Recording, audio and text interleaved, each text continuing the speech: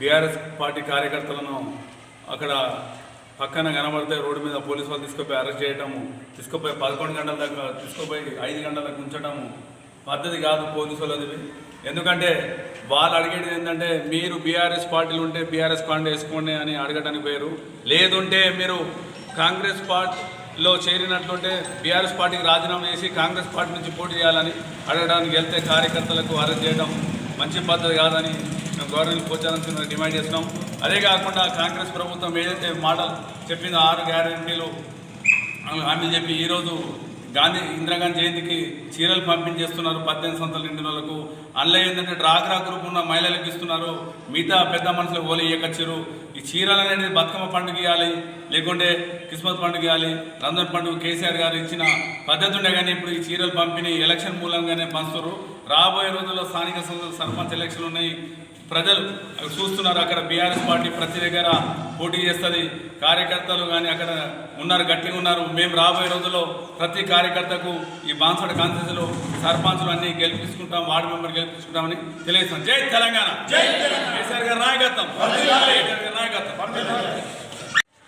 నసరుల్లాబాద్ గ్రామంలో జరుగుతున్నటువంటి ఇనాగ్రేషన్ సందర్భంగా మరి బాన్స్వాడ శాసనసభ్యులు పోచారం శ్రీనివాసరెడ్డి గారితో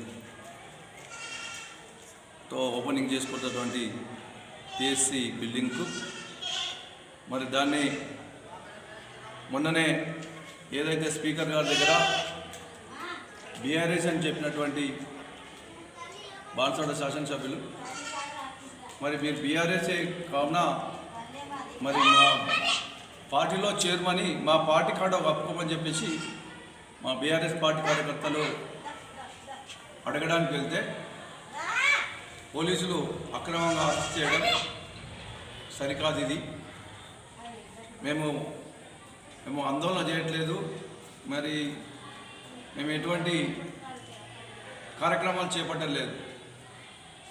ఏదైతే బాన్స్వాడ శాసనసభ్యులు స్పీకర్ గారి దగ్గర ఏదైతే మాట చెప్పాడో దాని ప్రకారమే ఉండు అని చెప్పేసి మా బీఆర్ఎస్ కార్యకర్తలు ఆయనకు అడగడానికి వెళ్తే మరి మధ్యాహ్నం నుంచి మరి వాళ్ళని అరెస్ట్ చేయడం, పోలీస్ స్టేషన్లో పెట్టడం ఇది కరెక్ట్ అయిన పద్ధతి కాదు. మేము ఆయన చెప్పిన న్యాయమైనటువంటి మాటలనే ఆచరణలో పెట్టమని చెప్పినాం తప్ప ఆయన మీద ఎటువంటి ద్వేషం కానీ వ్యతిరేకత కానీ మాకు లేదు. నువ్వు చెప్పినటువంటి మాటల్ని నువ్వు ఆచరణలో పెట్టు. మరి ఈరోజు మీరు బీఆర్ఎస్ పార్టీ నుంచి గెలిచిన తర్వాత మరి కాంగ్రెస్ పార్టీలకు పోలేదని చెప్తున్నటువంటి సందర్భంలోనే మా కార్యకర్తలు, మా నాయకులు మీకు అడుగుతూ ఉన్నారు. దానికి జవాబు చెప్పవలసింది పోయి పోలీసుల చేత అరెస్ట్ చేయించడం మరి ఇది కరెక్ట్ కాదు. అధికారం ఉన్నదని చెప్పేసి మరి ఈ విధమైనటువంటి సంఘటనకు పాల్పడడం ఇది పద్ధతి కాదు. ప్రజలు ఎదురు చూస్తూ ఉన్నారు. ఈ ప్రభుత్వం మాటల ప్రభుత్వం తప్ప చేతల ప్రభుత్వం కాదు. ప్రజలని వంచే ప్రభుత్వం తప్ప ప్రజలకు మేలు చేసే ప్రభుత్వం కాదు. ఏదైతే హామీలు ఇచ్చి ఈరోజు కాంగ్రెస్ పార్టీ పరిపాలన చేస్తూ ఉందో మరి దాన్ని ఇచ్చిన హామీలు నిలబెట్టుకోమని చెప్పేసి ప్రజలంతా కోరుతూ ఉన్నారు. దానికి అనుగుణంగా వ్యవహరించాలి. ఇప్పుడు మీరు కాంగ్రెస్ పార్టీలో ఉన్నటువంటి మీరు మీ ముఖ్యమంత్రికి ఇచ్చిన హామీలు నిలబెట్టమని చెప్తారా?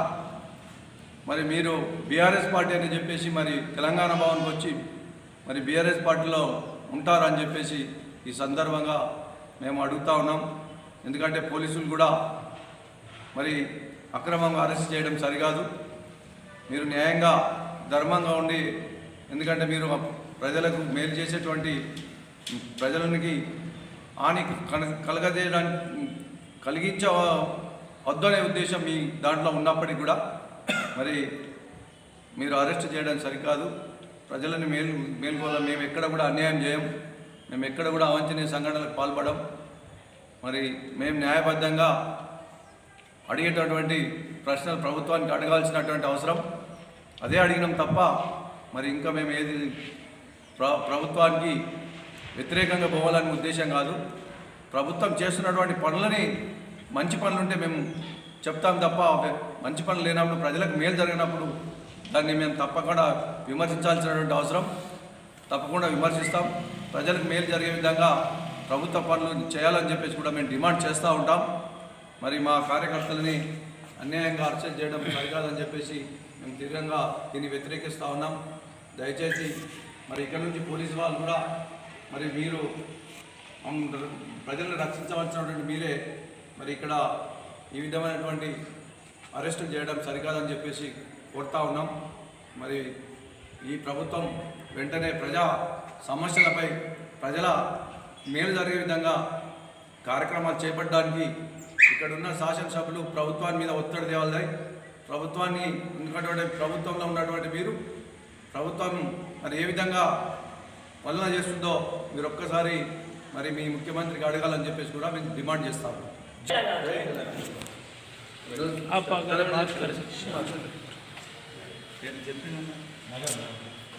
మీరు కూడా మాట్లాడారు.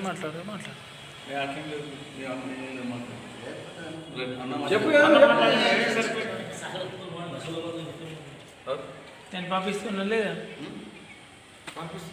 बराबर वापस रेडी तेलंगाना पंपिस्ता एक बार क्या है बोलते సార్ మాట్లాడండి ప్లీజ్ రిక్వెస్ట్ అన్నగారు మాట్లాడండి కదా అట్లనే మాట్లాడండి చేంజ్ చేద్దాం ఎందుకంటే ఏమంటే షార్ట్గా ఎట్లా అంటే ఆయన చిన్నగా ఎట్లా మాట్లాడంటే